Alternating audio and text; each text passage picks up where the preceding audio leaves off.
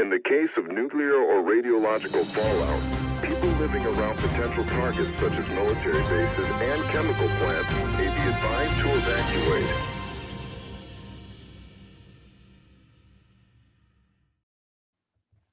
Welcome, Sublation Media viewers and readers of Sublation Magazine. I am Douglas Lane, the usual host of Sublation Magazine, the head of Sublation Media, author of books such as Last Week's Apocalypse and let me think of another one, Wave of Mutilation and Bash Bash Revolution. And with me today, rather than Ashley Frawley, who's moved on to Compact, and who you should watch over there, is the equally delightful and beautiful Spencer Leonard. Spencer, do you want to introduce yourself? Sure. I am a major come down from Ashley. Neither as delightful or attractive as she. Yeah, I've edited a couple of books of Marx, and I hope that people get copies of those and read them. And former editor of Sublation Magazine. Right, which maybe we'll talk about in the Parrot Room a little bit, because that, not looking back on it, you should still be at least involved with Sublation Magazine. Alfie's doing a great job, but I that was mishandled, and we should. So I'm glad that you're sticking around and helping us out.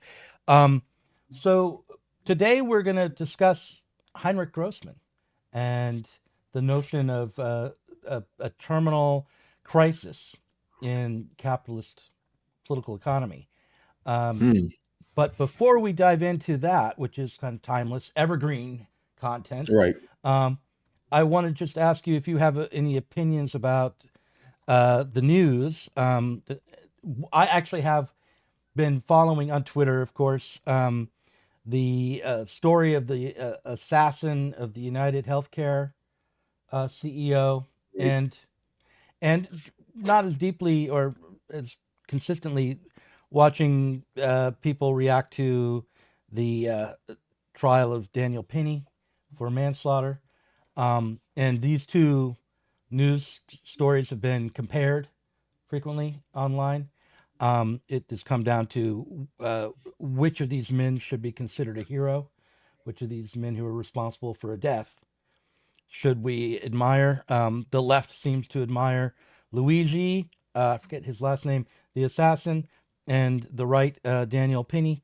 But I feel as though the way we're being brought into, the way this story is being told on social media and in the legacy media is harmful, not to the men involved necessarily so much, although that might be the case, but to us as a public. Like that, we're being asked to participate in the events in the world as spectators do, like at a sporting event, rather than to think about what the political and social implications are overall. And so, what I have been also, the one person I've been following, and for a long time now, is Walter Kern, who's Matt Taibbi's co-host, and he was saying early on when he was watching the coverage of the assassination, that this was actually a narrative that was being built in order to distract and for some social or political purpose. It was not simply a story that was out in the world, but that whatever it was at the outset, it is now being built as like a novel would be, or like a movie would be, and as a distraction. And I think justifying that as a conspiracy is difficult, but there's something true about it, even if it isn't literally the case that this was planned as a narrative. But have you been following these stories, Spencer? I do. I mean, just like everyone else, I read the news. I mean, the Daniel Penny case was, it was tricky, I think, from the point of view of any claims that people wanted to make about it, whether a kind of BLM redux or or a sort of right of self-defense, account, because obviously Daniel Penny wasn't exactly engaged in self-defense, and I don't think he was intending to use lethal force at all. And the question, what I found fascinating was I'm not sure what I think about, I haven't watched like the video that has been created. Have you seen that? Everybody's cell phone, somebody created some news outlet of the like spliced strangulation on the together like subway. different cell phones and so forth of what happened. But my general sense is that he was trying to detain the man and immobilize the man that was broadly considered by the people on that train to be some kind of threat. How severe or imminent, there were different attitudes amongst different passengers, but even the prosecution's own witnesses were saying that they felt threatened to one degree or another. And I think that Daniel Penny was, trying to act as a good Samaritan to protect people. I think that that's true. And then the question was, the jury seems to agree on that. It's interesting, right? They took the manslaughter charge off the table and reduced it to a question of negligent homicide. And, in effect, what the jury said was that it wasn't negligent, which isn't to say that he should have, that he was justified in killing this man, but that he couldn't have foreseen the consequences of his actions. It wasn't negligent in that way. It's not that he ought to have known that this man should have died, could have died. My understanding is that it's like, it's deeply unfortunate that the man had a lot of drugs in his system, and the cause of his death is therefore complex, and that perhaps Daniel Penny was treating him as a healthy, physically healthy, if mentally unhealthy adult, and didn't expect that his health was so fragile that he could die from what he did to him. Right. And so there have been previous cases, right, of self-defense on the New York subways that Marxists have defended, right? I mean, I would certainly come out strongly in favor of the right of self-defense, and there is an extension of that, to defending others, right? I don't know that it's a grand statement about like the right of white men to kill black people or whatever. The way I'm glad that the jury was deliberated on the charges dispassionately. I'm glad there were black people on the jury. It's going to get spun by Democrats in a certain way, but it was a very liberal jurisdiction, obviously.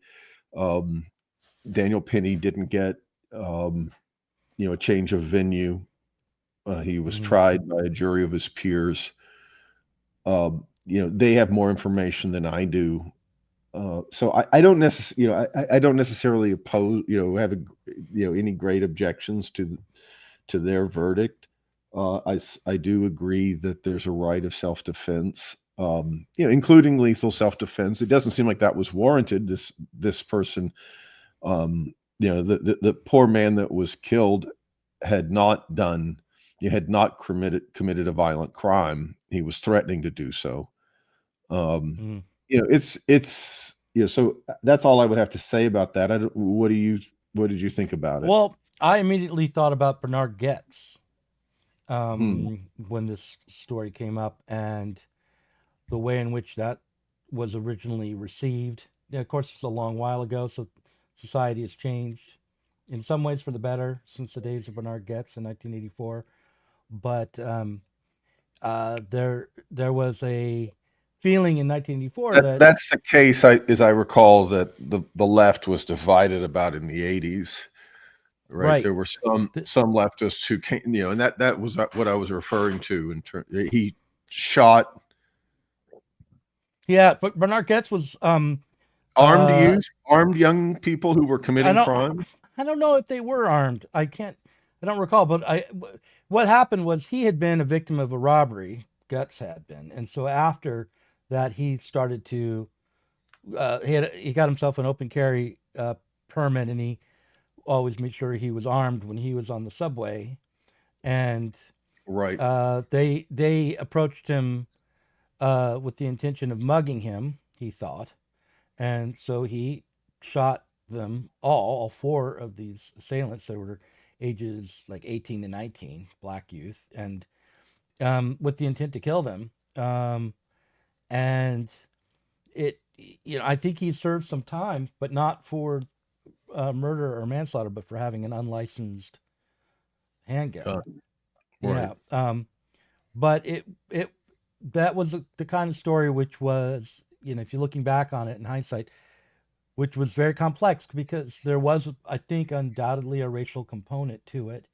Um, Certainly in the way that it was received, there was, but also there was a feeling that the city had allowed disorder and criminality to go unpunished, and to let the criminal gangs run rampant during a downturn in the economy, and that that this man had taken it upon himself to clean up the subways in some way, and the other thing that complicates the story is that um, the group that supported Getz and backed him financially and backed his legal defense was CORE, which was a civil rights group for black that led by and aimed at black politics, and The Congress of people Racial Equality. yeah, Congress of Racial Equality, right. Mm-hmm. And they were saying the reason they backed him was because they felt that black people were suffering from the effects of crime more than anyone else, and that a stronger police force and a stronger reaction to and attempt to stop criminality was necessary. And in that same era, uh, my understanding is that black politicians, when they took office, passed very draconian crime laws, and lengthening sentences and uh, setting up all sorts of metrics that made it more difficult to escape punishment, um, even for early offenses. So um, I would say that the way to contextualize this moment is to think of it in terms of social disorder, as much as it is particularly about racial conflict or racial politics or the law even, because it seems like the law might have worked out just fine, but still the question is what is it going to be like to ride the subway in New York City going forward? How are we going to deal with the criminality and the drug use and the homelessness that seems to be infesting and disrupting life in major urban areas? Right. So, um, it's that case. I think the Spartacus League came out, on as defensive of Getz's. I mean, I think it was a more or less accepted fact, a fact that was recognized broadly in the case, that they were demanding money from him Mm-hmm. and menacing him. Mm-hmm. And there are questions of judgment and morality as to what one should do in a case like that. But is in terms of the legal principle, do you have the right to defend yourself from the, legitimate threat of death or extreme bodily harm? I agree with that constitutional principle, both as it were on the grounds that the founding fathers would have had in mind and on socialist grounds. I think that, and I've spoken about this in public before, I think that the right to self-defense has been essential to the organization of the working class in the United States. And that, that's a position consistent with, the Socialist Party and the Communist Party. I think that the denial of the right of self-defense, both to racial minorities and to the working class, has been real, right? Obviously, I would say that was at the absolute heart of Jim Crow, was the disarming of Black people and the denial of their right to self-defense. And I think it's been important. There have been major massacres of striking workers in the United States, right? I mean, this is, no doubt about it. And that's a part of, the known history of the American working class. So, these cases are, in their specificity, very complex. I think that the Daniel Penny case, I think that he's neither racist nor whatever entirely, like whatever from some. I'm sure he regrets what happened, right? Yeah. Undoubtedly. I don't think that's. I mean, I'm sure there are people who will be like, no, he was, on some hunt to. It's not like a Getz case. I mean, Getz, there is like he had this history. Maybe he said this or that. Maybe he had some racist, inclinations. I don't think any of that was part of the case here. As for the shooting of the CEO of what is it, United Healthcare? Yeah. I think that's the name of the. Obviously, I'm not in favor of leftist terrorism if that's what this is. That this is some, at least as we understand it today, December the 10th, the arrest was just yesterday. The police are claiming this man has had no right to defend himself. As of yet, he hasn't made, there's been no trial.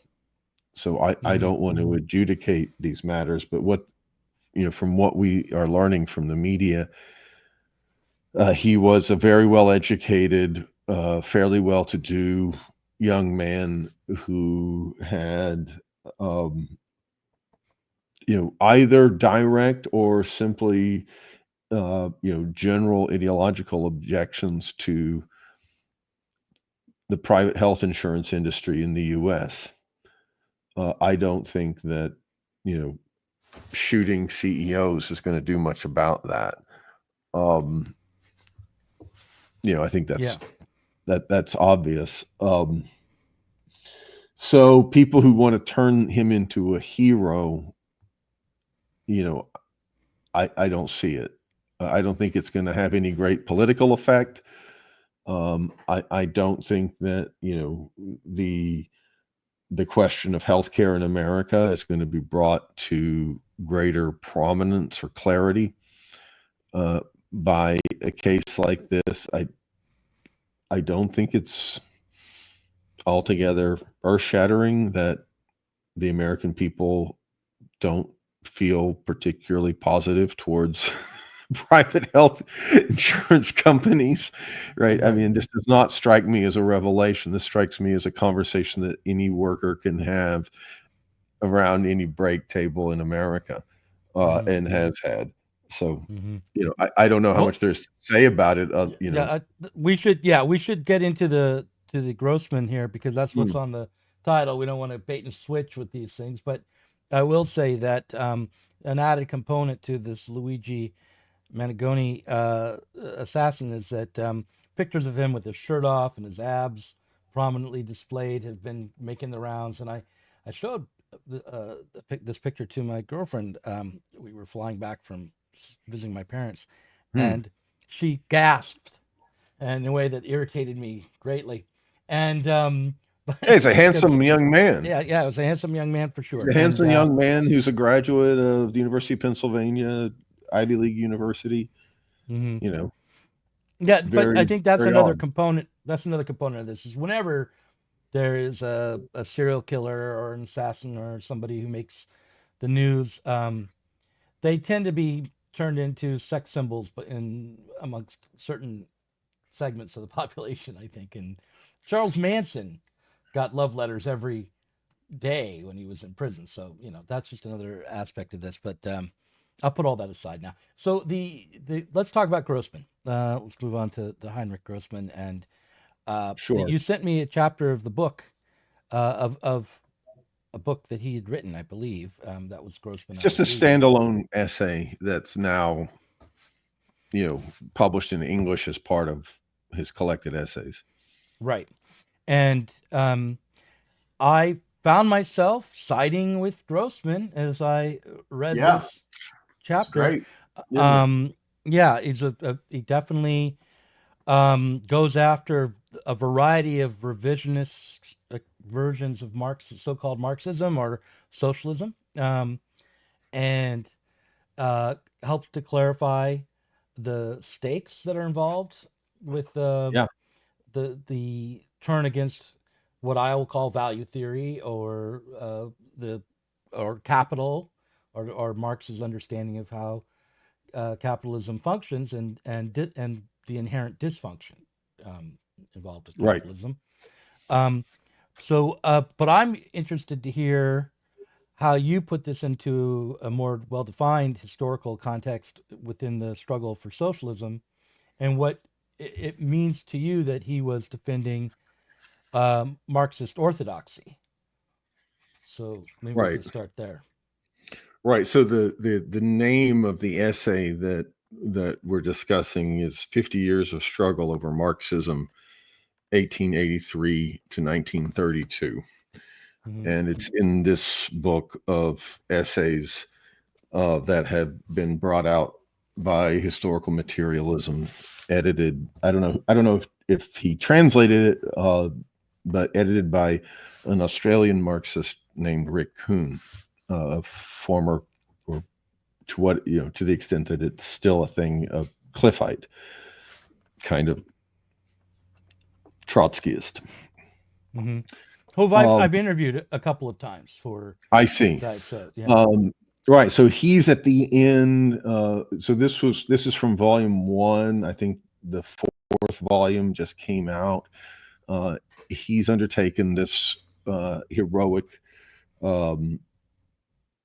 endeavor to bring Grossman into English, which I think is very welcome. Henryk Grossman was a Marxist political economist, I suppose you could say, who was not a founding member, but a very early member of what we now call the Frankfurt School. Mm-hmm. And that is so that means that he was given a position to do a paid position to undertake research in Marxism in a German university in the 1920s, or as a kind of affiliate of a German university in the 1920s, under the leadership of Karl Grünberg, the first director of I forget the full name, like the Institute for Social Scientific Research or something like this, but what we call the Frankfurt School. So prior to Max Horkheimer becoming the director, there was an earlier director, Karl Grünberg. And Grossman is hired in 1925 or 1926 after the 1924 founding of this institute. And he is a Marxist. He has come out of revolutionary organizations. So unlike, for instance, Horkheimer himself or Adorno, Grossman, and I think, unlike Grunberg, I'm not sure if Grunberg was a member of a party, but Grossman comes out of revolutionary or Second International politics. He was particularly involved in organizing Jewish workers in the Austro-Hungarian Empire before the war. He took part in and was really politicized and took part in the revolution of 1905. And so he's an interesting figure, and he's very much influenced by Rosa Luxemburg.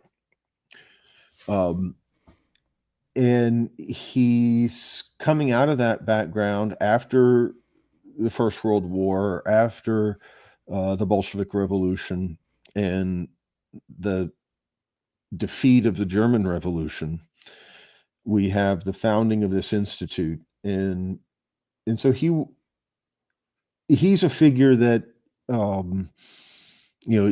isn't what people tend to think of when they think of the Frankfurt School. They don't tend to think of, first of all, they're not thinking of the Frankfurt School before Horkheimer's appointed director in 1930. They're not thinking of people with deep backgrounds on the revolutionary left, actual political backgrounds, and they're not thinking of people who deal directly with Marx's critique of political economy in this way. And so this is too often the case.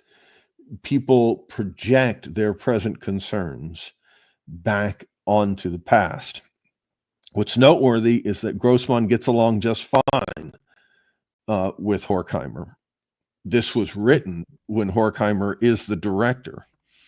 This was written in 1933. There's no reason whatsoever to us to imagine that Horkheimer had any objections to this piece. Grossman was one of the most prominent members of the Frankfurt School at that time. His work on the law of accumulation and the theory of the breakdown of capitalism was the most well-known work by the Frankfurt School. Sorry, let me turn off the ringer on my phone. Yeah, I'm going to put a picture of Grossman on the screen here. Here he is. You can't see his abs, but very dynamic man nonetheless. Henryk Grossman. There he is. Right. Looking a bit like a secular saint there, I think. Kind of a Eastern Orthodox Christian kind of motif there. He'd been mortified by that. Yeah. He was a Polish Jew. Yeah. Right. And persecuted for it, of course. He was from the part of Poland that was ruled by the Austro-Hungarian Empire. So I like this piece a lot. That's why I sent it to you. I like his book a lot too, which of course he refers to. His book is from, I believe, 1928. It's based on lectures that he was giving in 26 and 27. In other words, before the Great Depression. This essay is written after the Great Depression, and deals with some of that. Deals with the first 5-year plan in the Soviet Union and other things. But yeah, so he's defending orthodoxy, right? He's placing his work in the context of the revisionist dispute, which he's treating as a question of the legacy of Karl Marx, rightly, and thus the date 1883, the date of Marx's death. And so I guess it'll be the 150th anniversary of Marx's death in 2033. So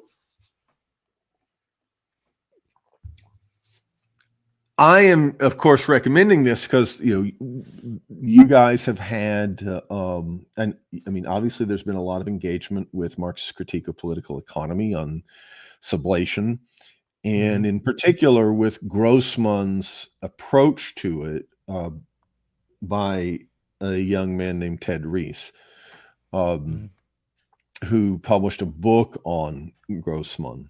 And so I wanted to, in my critique of that book, is rooted in the fact that he doesn't really understand the self-understanding of Grossman and the aims of Grossman. This could be misrecognized as a historicist complaint that he doesn't understand the context and this and that, but it's not about that. It's about understanding, like, what are the stakes of this entire discussion, right? And the thing I like about this essay is he says, well, the stakes are that how do we understand Marx's critique of political economy with respect to the question of orthodoxy? Right, which would normally be adjudicated, on more strictly political terms. Right, if we think about Rosa Luxemburg, his, I don't know if he knew Rosa Luxemburg. I expect he had met her, but to what extent? My understanding is they had an exchange of letters, at least. Is that right? Yeah, I think that he had written. I know he had written in some sort of critique of her understanding of political economy, and they had. I think that there had been a back and forth along those lines, but I'm not.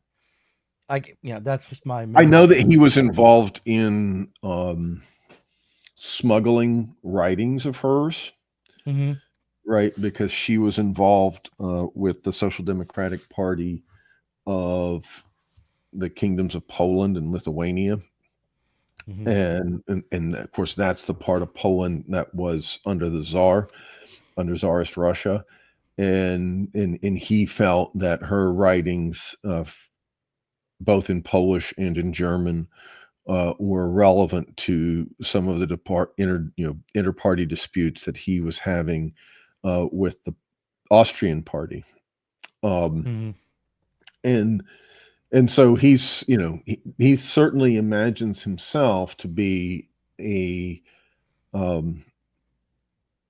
student, a part of the legacy of Rosa Luxemburg, like George Lukács in History and Class Consciousness.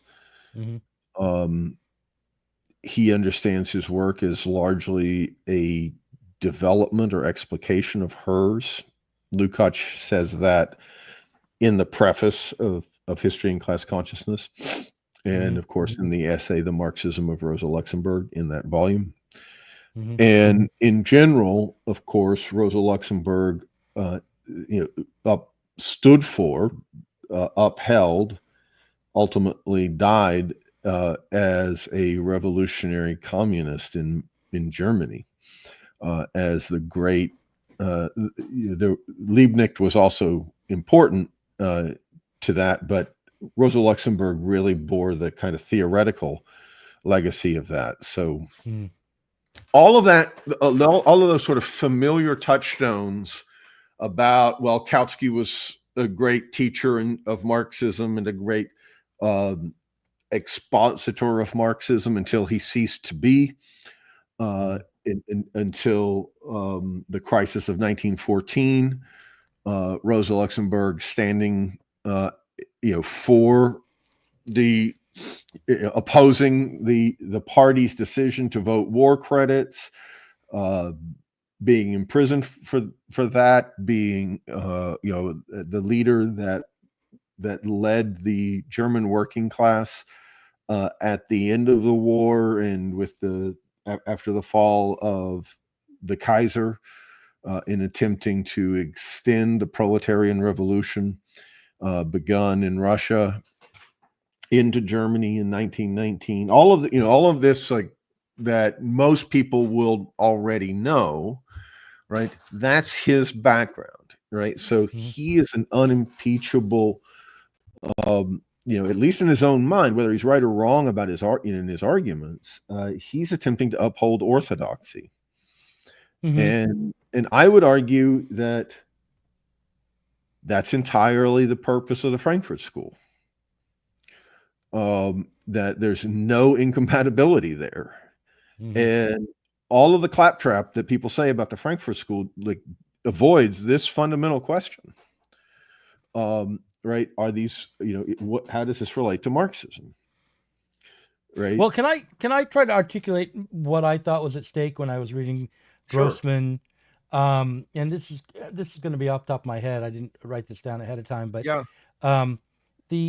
What was at stake was whether or not it was necessary to overcome the class basis of society in order to create what we think of as a socialist society. And in saying that, you're also saying whether or not a working class revolution led by the working class for the self-overcoming of the working class through something like the dictatorship of the proletariat was necessary in order to realize the full potential that capitalism pointed to. That would be one way that I would articulate this. The other way to articulate it in kind of vulgarized political economic terms would be whether or not the very form of wealth and production and the production of that wealth in a capitalist society all necessarily leads to both political and economic crisis, or whether or not,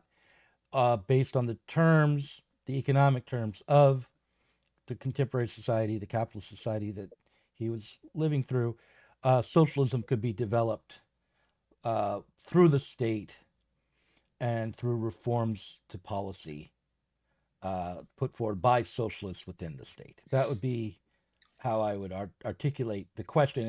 And Grossman is on the side of working class revolution, not out of a commitment to some political orthodoxy, but out of a commitment to his understanding of a critique and description of the current society that would lead to the conclusion, logically and necessarily, that a revolutionary alteration from the working class was necessary in order to fundamentally change society.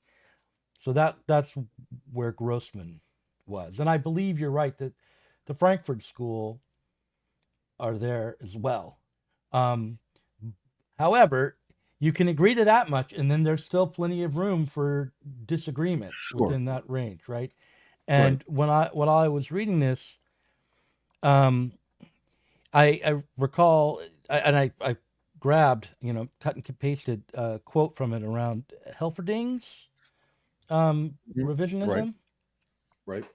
And he wrote, the cartelization of industry in order to raise prices and profits lowers the rate of profit in the non-cartelized industries or cartelized industries, intensifies competition in them, and thus a tendency towards concentration. This leads to further cartelization or cartelization in these industries too. So a tendency towards the continuous extension of cartelization emerges. The result of this concentration movement, its ideal theoretical endpoint, will be the complete cartelization of all branches of industry, not only in the national but also in the world economy, a universal or general cartel which consciously regulates the entirety of capitalist production in all its spheres, sets prices, and also undertakes the distribution of products. Which, by the way, that vision does strike me as to be the vision of contemporary critics of capitalism when they speak of neo-feudalism. That this is what they're really describing, I think. Once finance capital has brought the most important branches of production under its control, it is enough for society, through its conscious executive organ, the state, conquered by the working class, to seize finance capital in order to gain immediate control of these branches of production. Then I go a little further on. He says, after the war, Helferding declared that he had always repudiated every theory.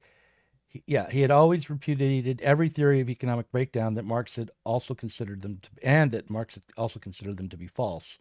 The overthrow of the capitalist system would not happen because of internal laws of this system, but had instead to be the conscious act of the will of the working class. So what I found interesting about these two excerpts is that Helferding describes what almost could be a law-like tendency for society to be cartelized, right? And Right. he is relying on an internal aspect of the system of capitalism to justify his belief that we could reach socialism through state policy and control over the market and the wages and production. And yet Right. he's described here as being voluntarist in his politics, and likewise though, Grossman is ultimately voluntarist in a way because he does not believe that the tendency for the rate of profit to decline or any of these tendencies within capitalism to create crisis will be enough to create a socialist society, but rather that political activism, the organizing of the working class, the creation of the dictatorship of the proletariat is necessary.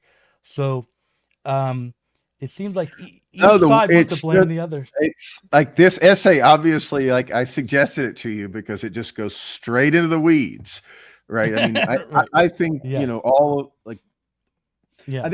I think that Grossman is conducting this discussion on a very high level, Mhm. right? On a much higher level than anyone discusses it now, right? And that Mhm. was my objection to like Ted Reese, right? That I mean, I'll put it to you this way. When I read his book, I noticed that everything that he had to say about the motivations of Grossman and how Grossman places himself within the revisionist dispute, which he does recognize, is actually just, he only quotes the things that Grossman quotes. In other words, he doesn't have an independent understanding of that. Which Grossman would have presupposed, right? Obviously, Grossman is representing that debate in ways that I think, you know, one can quibble with, but one needs to understand what the stakes are, right? Right. There's two things that you raised, right? There's orthodoxy, and there's orthodox Marxism, and there's revolutionary Marxism, as opposed to revisionist Marxism or opportunist Marxism, Mhm. right? And of course, the two things are related. The orthodox are the revolutionaries, you know. But I just say that because or the project of revolutionary social democracy, the project of Rosa Luxemburg and Leon Trotsky and Vladimir Lenin, etc., Liebknecht, all the rest, for them is bound up with fidelity to the thought of Karl Marx, right? So being revolutionary is bound up with being orthodox. Now, Which I just want to jump in and say, like, in this most recent version of Marxism, you know, the millennial left and all of that, after the 2008 crisis, one of the reasons why I ended up becoming a Marxist was precisely because I believed that Marx had an explanation of political economy and the way the world was functioning that both was accurate enough that I believed his arguments, and that helped to explain why it was that we had yet to overcome all of these problems, why we had this economic crisis in 2008, why unemployment would never fully go away, why the inequality in society wasn't going to go away.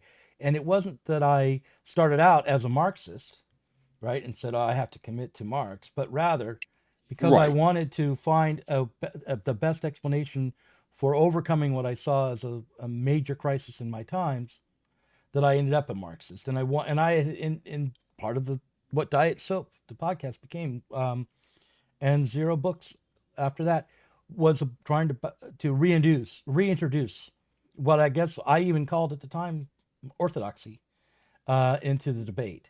I remember, I had a debate with now the name of the man is escaping me, but he wrote about Mm. the Situationists quite often, and um, I considered him a friend of me, and his name's going to come to me in a moment, but it's like a brain fart, I Sure. forgot the whole Sure. thing. No problem. But anyway, I remember saying we needed to be in some ways orthodox, and being dismissed and Right. denigrated as a 19th century thinker. And how could I ignore all the changes that had gone on since then? But anyway, I'll Right. Right. let you And, talk. I mean, obviously, like this discussion, I take for granted that, all that we do is reproduce shards and fragments of older debates. Right. Right. Hmm. Right. I think that it's unfortunate that people don't understand how much that's the case, um, because they don't understand those debates. That's my objection to Ted Reese. Right. Is that um, okay? So let's talk about it. You said, look, I came to this because I thought it was explanatory, not because I had some sort of fidelity to Karl Marx. Hmm. Right. Well, obviously, just having fidelity to the name Karl Marx is intellectually absurd. Right. Right. Hmm. Um, it's as absurd as just saying, well, I have fidelity to Jesus and More everything absurd. follows from More that. absurd than that. It's more absurd than that, I It's think. more But yeah, absurd than that, right? But it yeah. gives, there's the cult-like or religion-like issue there, which is Mm-hmm. rightly rejected in the name of, reason and intellectual dignity. Right. Nevertheless, the revolutionary Marxists, and by the way, and that is the founding gesture of revisionism, right? The revisionists are saying, look, Karl Marx was a monumental intellectual. Karl Marx was our teacher. All reverence to the achievements of Karl Marx.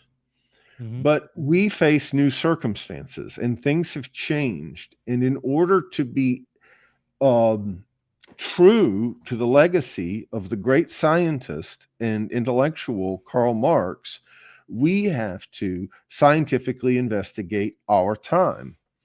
And we have to update Marx. We have to revise Marx in light of new circumstances. Mm-hmm. And that's the founding gesture of a figure like Edward Bernstein, and that's what underlies the work of someone like Rudolf Hilferding. Right, they're trying to understand this new phase of history. Right, I think the subtitle of Hilferding's book is "A Study in the Latest Phase of Capitalism," or something like this, or the latest phase of capitalist development. I can't Mm-hmm. remember. Right, so they're trying to understand the new circumstances, Mm-hmm. and circumstances have changed radically, and Grossman doesn't deny that. Mm-hmm. Right, the capitalism of the 1890s and 1900s is radically different than what it had been when Marx was thinking from and writing from all the way from the 1840s through the 1860s.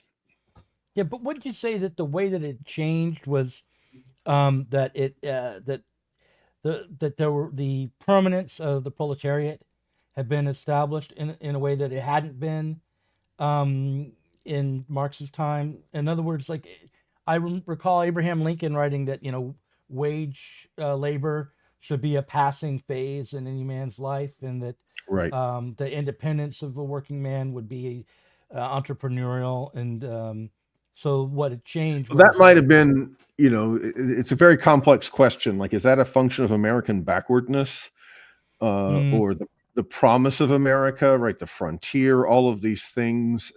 I've written about that.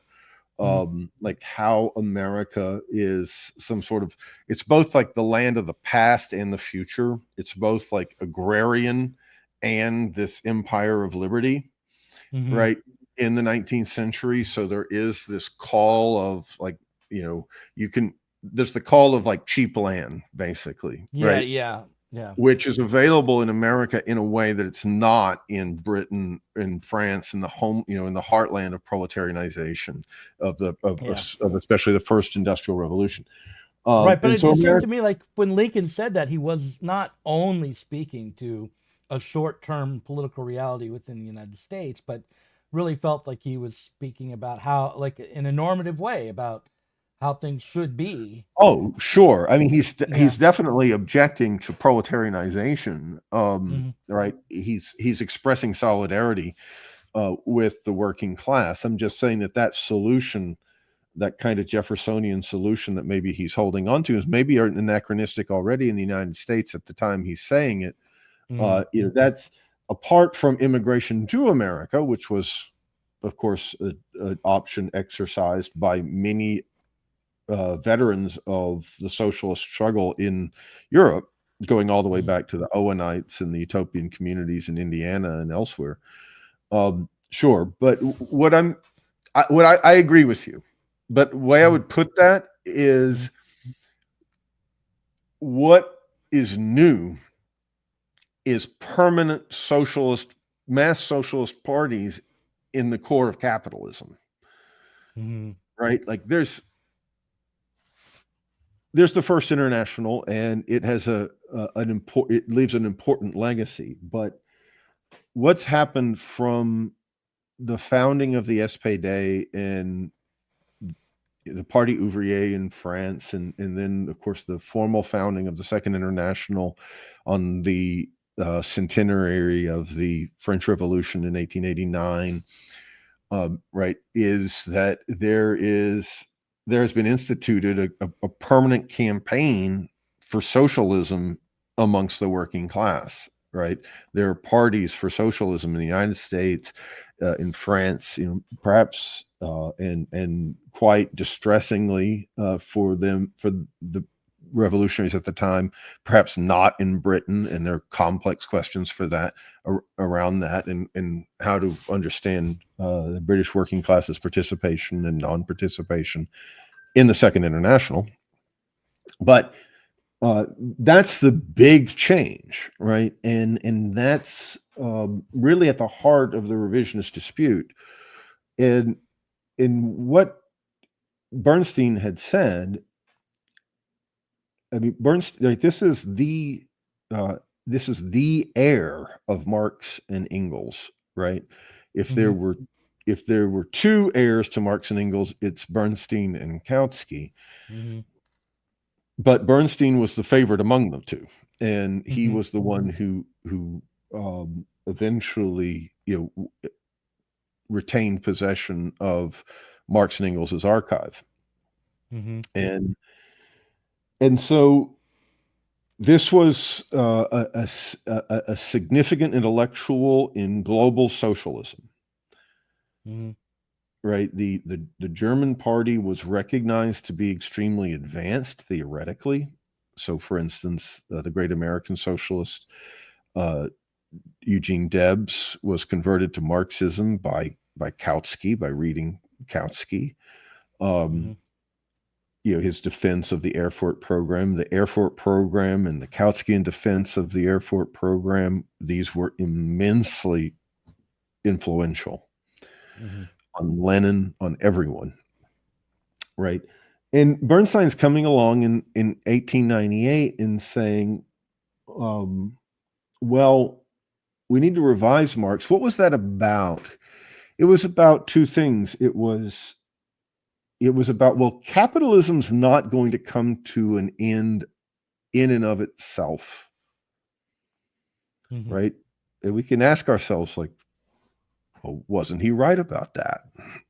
here we are in 2024.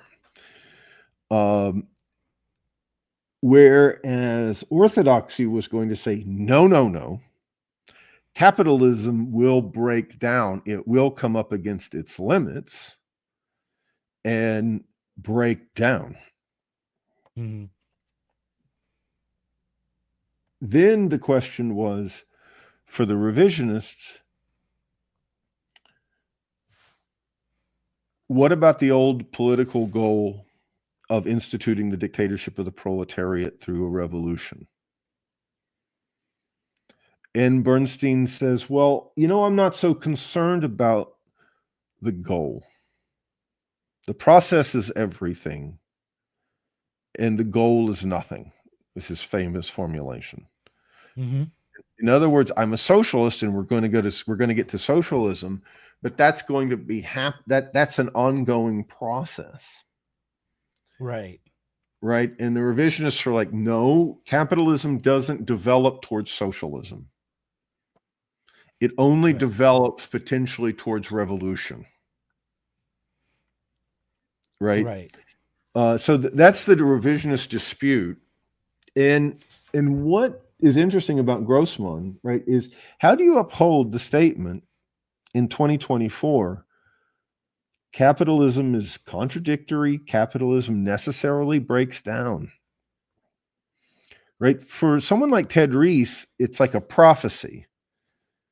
Right? It's like, well, in the past, all of the crises that have happened were before the capitalism was truly mature. Mm-hmm. But this crisis is the one. Right. Right? So the Marxists were right. They just didn't know that they were talking about us. Right? And I don't think that's what Grossman means. No, I Right? agree I with think you. he's saying it's both necessary and it may not happen. Yes, that's a hard one to swallow, but it Yes. is what I think he's saying. It is difficult to understand. Right. If you believe, there's a question. Go ahead. I want to point out one thing. Please. I don't actually ultimately agree with Grossman in terms of the tendency for capitalism to go into crisis, meaning that it will go into a terminal crisis. I tend to think that it will simply have profound crises that are that we as bourgeois people shouldn't allow for. That it is not an acceptable level of disorder that capitalism creates. But that doesn't mean that it will terminate itself. But I think that capitalism is reborn through these crises, unless somebody intervenes. So that's just my stance and what I was taught. Sure. But I guess. Go ahead. But you can embrace a lot of what Grossman says, and especially in terms of refuting Bernstein or Hilferding or later revisionists, and champion him in some debates, even with Horkheimer. Say, there's at least an argument to be made that there were times when Grossman's understanding of political economy was greater than some of his Frankfurt School colleagues, and without having to embrace the theory of a terminal crisis of capitalism. And I'm simple-minded enough to think that if you think that capitalism is going to go into a terminal crisis where the very form of life, the mode of production, will no longer be sustainable, then the question of political organizing ahead of time might be muted by that belief, and also, yeah, it may, and it will certainly blind you to what I think are realities about the resiliency of the capitalist system, and even the United States today. I mean, I would say that this entire discussion, like what Grossman makes you think about, is the fact that the struggle for socialism is a part of capitalism. Yeah. right? Yeah. And Mhm. that the question, we have to think about, like, how is this question posed for them, Mhm. right? He's, I mean, so there's the question of whether we live in capitalism anymore, Yeah. right? Yeah. That is the tricky platypus point, if I may, right? Mhm. Is the Frankfurt School point, or the kind of latter-day Frankfurt School point, to the extent that I and Chris and Platypus understand ourselves as heirs of the Frankfurt School, Mhm. right? It's that question, right, which is related to it's related to the very existence of the Frankfurt School, because these intellectuals are no longer a part, or they're, for Grossman, it's unclear, right? I think, Mhm. but certainly there's a at least temporary condition that there's no scope for serious intellectual life within the parties for socialism, Mhm. right? So people are, the ability to conduct, to be Marxist intellectuals is incompatible with being members of the party. Mhm. Right? You can be a member of the party in some sort of dues paying sense, but are you an intellectual like Rosa Luxemburg was an intellectual, Mhm. right? Where the intellectual disputes themselves are fundamental, right? Like Kautsky, like Bernstein, like Luxemburg, like Plekhanov, like Lenin, right? Mhm. Like all of these people that he's talking about, all of these intellectuals that he's giving us a kind of tour of, right? And Mhm. reminding you of all these books and all of this thought that was done, all of these strange debates that were conducted as part of the struggle for socialism, right? They weren't conducted as part of some kind of academic dispute. They weren't conducted in like some sort of abstract public sphere. They were conducted as part of party life, right? And so someone like Grossman or Horkheimer, they share, right? This is what they share. They share an understanding that there's some kind of extreme pressure on the entire world movement for socialism. Whether they call that Stalinism or what they call that is complex, and what it would mean to talk about Grossman as one thing or another, as a Trotskyist or a left oppositionist or a this or a that or a Stalinist, right? I would say that all of those questions are quite complex for all of these people, right? Right. In 1933. But they understand, they think that the intellectual struggle for orthodoxy is in some sense carrying on, right? That he's making a contribution to it, even though this isn't exactly party literature. This isn't a debate being conducted in Die Neue Zeit Mhm. or some party organ, right? And so what does it mean to be conducting the revisionist dispute? It means to be talking about what does it mean to be talking about the necessity of socialism, Mhm. right? That's what he thinks he's talking about, right? That the working class both, of course, has to make a political act, has to engage in a political act, and there is a necessity to break of capitalism to break down. And it's what's interesting is that the goal is a complex question, right? What is the goal? The goal is, on the one hand, the dictatorship of the proletariat, right? The political goal. Mhm. And that's the heart of the revisionist dispute when Rosa Luxemburg writes Reformer Revolution. She's defending the necessity of revolution. Why? To institute the dictatorship of the proletariat. But Mhm. why institute the dictatorship of the proletariat? Right? In order to, in a sense, master and complete the breakdown tendency of capitalism, Hmm. right? why would you want the working class to be in power, like just to create like a worker state forever?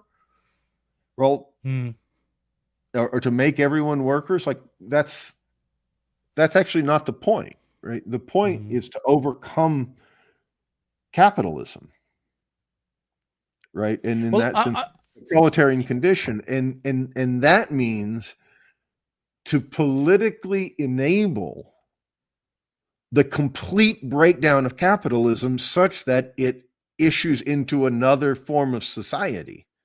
Right? The breakdown tendency of capitalism is tied to the necessity of socialism. Okay, listen, I want to ask you a question. First of all, it's not what you're talking about some is unfortunate thing that happens that we make less money or get thrown out of work from time to time. Go ahead. Right. Right. Okay. Yeah, I hear you. So what you're talking about is the sublation of capitalism. I just want to point out and use the brand name, but also I have a question about this. When you said that the struggle for socialism had become or was key to the development of capitalism, I think you said something along those lines. That Yes. I tend to think, and I think I tend to talk about capitalist political economy as if it is something that is functioning apart from the struggle for socialism. It's an engine, it's a machine that goes on its own. It crushes us all, and it just operates through. Right. It doesn't operate outside of the, or against, or without the participation of the working class, but it can. I tend to think function, and my experience has been that it continues without a political struggle for socialism. But at the time, and I'm not sure if that's correct, but I know that when you say, are we still living under capitalism? You're asking, can there be a capitalism as we understand it without the struggle for socialism politically organized? Is that correct? Right. In other words, to put it in a kind of, perhaps what seems like a bit paradoxical, we need to reconstitute capitalism in order to achieve socialism. Right. Right. That seems like the kind of thing that you designed, like sat down in a scientific lab and designed to provoke the left and to be rejected. Yes. But yeah. Right. But, I mean, because why? Because in order, look, I mean, maybe there's no point to these debates. Maybe there isn't. Right. But they seem not to go away. Right. People seem to talk about Marx. They seem to talk about the legacy of Marxism. And my point is, well, we don't have the context for any of this discussion to make any sense at all. Right. Because these are people who are part of a massive project of the self-organization of the working class, ultimately for a political goal that they're a part of, but is also like a fact in the world. I mean, I think I said on maybe in a parrot room recently that, maybe the idea of socialism, maybe like socialist intellectuals, which is basically to say a bunch of discontented and distressed liberals in the wake of the French Revolution. That's what we're talking about, right? That's Saint-Simon, that's Fourier, that's Owen, that's Karl Marx, that's Friedrich Engels, right? They're confronting the crisis of the bourgeois revolution, right? They're confronting the crisis of advancing that project. Right. And I think the creativity and the publicity of that intellectual crisis was a part of and gave encouragement to, in some deep historical way, to the efforts of illiterate workers and highly oppressed workers to organize a mass movement with the ultimate aim of changing society as a whole. I think that they reached out to the intellectuals as the intellectuals reached towards them, right? Such that the emergence of socialism, of the socialist workers' movement, becomes absolutely crucial to someone like Karl Marx's understanding of his own historical moment, and thus the necessity of his intellectual life. He couldn't have written Capital if not for his involvement in an objectively present, active, working class political movement for socialism. That, and to say that maybe is not to say enough, but that's what you're like. He couldn't I'm have saying stepped that the back. entirety of Marx, apart from some poems and maybe his dissertation or something, but probably already there, Marx never wrote a word. He is commissioned by the working class. He is just the self-consciousness of this movement. And that's how he understands himself. That's how he understands. That's what's driving him to think about method in all of these complex ways. That's driving him to think about dialectics. That's driving him to think about all of this, is that he thinks that the fact that some members of bourgeois society, namely those who receive wages, are saying, we need a political change, we need democracy, and we need the vote, and we're saying this in a organized as a class, not as a cross-class alliance, but the workers are saying, we need democracy to address the fundamental questions of society. All of these things are basically what Chartism said, right? Marx thinks that demonstrates that the whole project that began with the Reformation and the Renaissance and culminated in the great bourgeois revolutions of the late 18th, early 19th century is in crisis. So that he can no longer just be an Enlightenment intellectual. He can no longer just try to, carry on in the direction of Kant and Hegel, but he has a whole new, it's not a whole new environment. It's the old environment in distress. It's the old environment. It's the old project of freedom come into contradiction with itself. Right? It's freedom and self-contradiction. It's a contradiction. And it's given political expression through the working class parties and organizations. But that is the working class itself is the self-consciousness of the crisis, and he is in working. Their struggle for self-consciousness is driving them to ask for intellectuals to help speak for them, right? They want to be, of course, they want to be an audience for intellectuals, but also, of course, they're throwing up intellectuals, right? They're producing intellectuals, of course, like Weitling, like Proudhon in Marx's own day, and that doesn't cease. By the time you get to the late 19th century, and you get to figures like Rosa Luxemburg and Lenin, and the environment that is generating a Grossman, who's a pretty aristocratic guy. This would have, like Rosa Luxemburg or Lenin, a product of real privilege. In his case, a wealthy Jewish, I think, merchant family. He's attracted, as on intellectual grounds, by the tasks of his time, by the questions of his age, and that drives him into the socialist movement and into the Marxist revolutionary wing of that movement.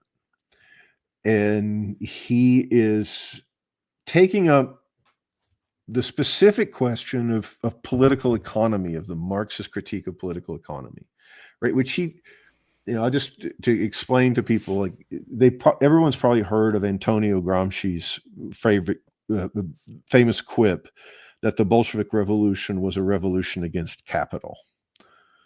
right, which was a double entendre, that it's a revolution against capitalism and it's a revolution against the book Das Kapital, right? What did he mean by that? What he meant by that was that the revisionists took their ground on Marx's political economy writings, right? So there was this diremption between Marx's political writings and Marx's critique of political economy, and that's a division that we still inherit, right? So in Platypus, for instance, we teach the political writings. We don't really teach the critique of political economy. We do like a smattering of it, but we teach the Communist Manifesto and the 18th Brumaire of Louis Bonaparte and the Civil War in France and the critique of the Gotha program, right? The arch political writings of Marx and Engels. And because those are the writings that were read by the intellectuals at the heart of our reading group, Lenin, Luxemburg, and Trotsky. Not saying they didn't read the other things. Of course they read the other things. They didn't, someone like Lenin or someone like Trotsky obviously read Das Kapital, right? But that wasn't the ground on which most of the most important writing in the revisionist dispute was made. Most of it was made in, of course, the midst of struggle, sometimes, by 1905 in the midst of revolution. And the only one of them that writes substantially on the critique of political economy by Marx is Rosa Luxemburg, right? Who wrote a book called The Accumulation of Capital in 1913. And so Grossman's argument here was that the way that she responds to and attempts to develop Marx's critique of political economy falls below the threshold of the intellectual power of her response to Bernstein. Her response to Bernstein in Reform or Revolution is a work that he obviously has memorized, that he's wholly in favor of. As am I. Everyone who has listening to this podcast who hasn't read Rosa Luxemburg, Reform or Revolution, should read it. You don't know anything about Marxism until you have. It's absolutely crucial. And what she's saying there is all of these changes, these cartels, these monopolies, all of this stuff that you think is the overcoming of capitalism. You think all of these financial terms and new credit forms and all the way that the banking sector is integrated with the cartels and all of this shit, you think that this is developing towards socialism, that this is evolution, right? That this is the socialization of what had been the anarchic, competition of capitalism.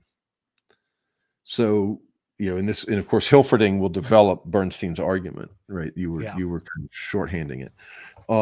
And Rosa Luxemburg says, no, that all of that is just deepening the problem of capitalism. That's just showing you how deep this problem is. This isn't about, competitive capitalism versus monopoly and cartel capitalism, right?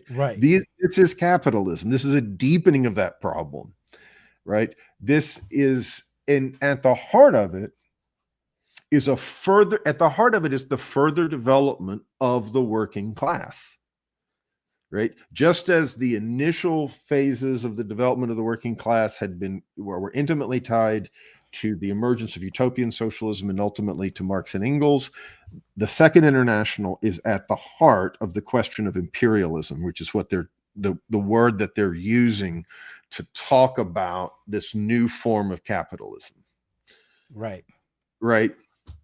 And that and so Grossman is trying to integrate the question of the necessity of revolution with the understanding of the crisis tendency and law of breakdown in capitalism, right? And he's saying, well, politics is not the same thing, and like economics isn't going to like set the timer for the revolution, and the revolution's going to respond to politics responds to all sorts of things, but ultimately the necessity of the revolution is tied to the necessity of achieving socialism, and the necessity of achieving socialism is at the core of capital.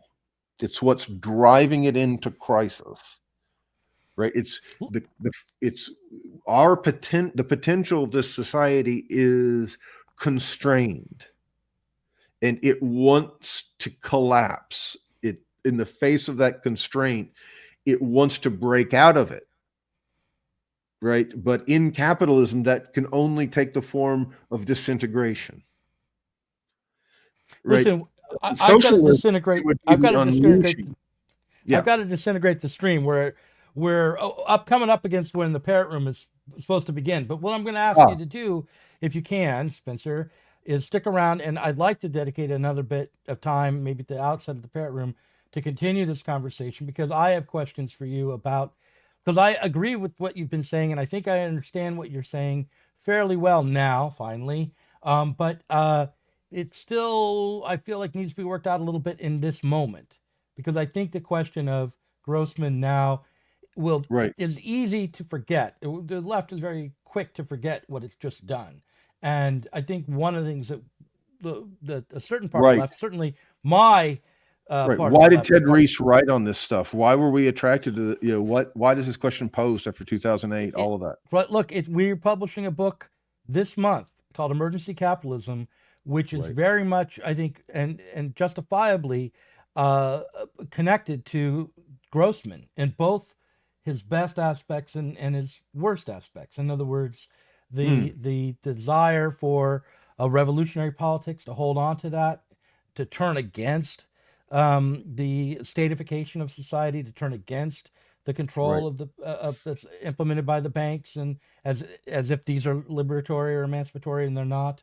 And so emergency capitalism takes up some real key questions from the COVID moment, the pandemic, and the way the state increased its power in that moment for both political and economic reasons. And in that moment, the book argues.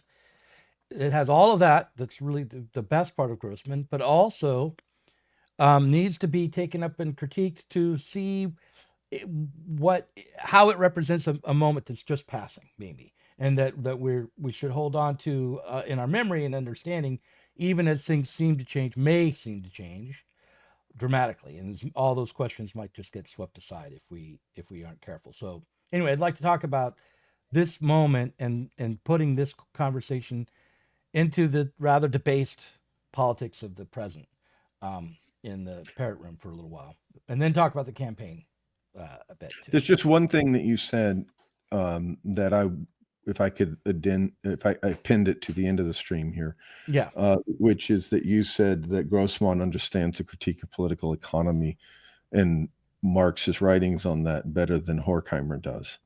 Right? I think Horkheimer agrees. I think that's why he's a valued member of the Frankfurt School. Theodor Adorno refers to him in his lectures as his teacher in Marxism, right? It's not about that, right? It's these were people who were instituting a division of labor amongst themselves, and Horkheimer. The question, might be like, why does philosophy become so important in the wake of the crisis of the revolution, in a way that philosophy just isn't that important in pre-1917 Marxism? Like, they won't be talking about it. Maybe like Plekhanov has some books, but the rest of them never talk about it, including Rosa Luxemburg and largely Lenin. And Trotsky. All of these things take on a different significance later, and that's already signaled in the writing of someone like Korsch or Lukács, who might be said to be the, so to speak, spiritual, if not actual, founders of the Frankfurt School. So I don't think it's about that. So I sent you a critique of Grossman from Horkheimer when they finally split in 1943, and it isn't really it. I mean, it is ultimately saying, Grossman, you're forgetting your own insights, Mm-hmm. right? But it's not about a claim that Grossman, like, that there's no Horkheimer isn't saying we need to focus on culture and philosophy and not on economics. No, I always thought that, and he's not saying I know your subject better than you do, right? no, but what he's about not the division of saying- labor? Look, we'll talk about this in the parent room, but I'll just say maybe we can bring up Pollock, who I haven't Yes. read deeply, but I'm aware of, and Absolutely. as an alternative to Grossman within the Frankfurt School, who was also tasked with the political economy Right. division of labor. Cool.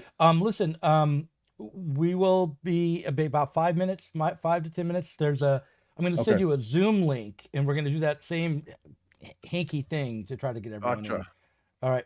No So problem. I'll In the see you. case of nuclear or radiological fallout, people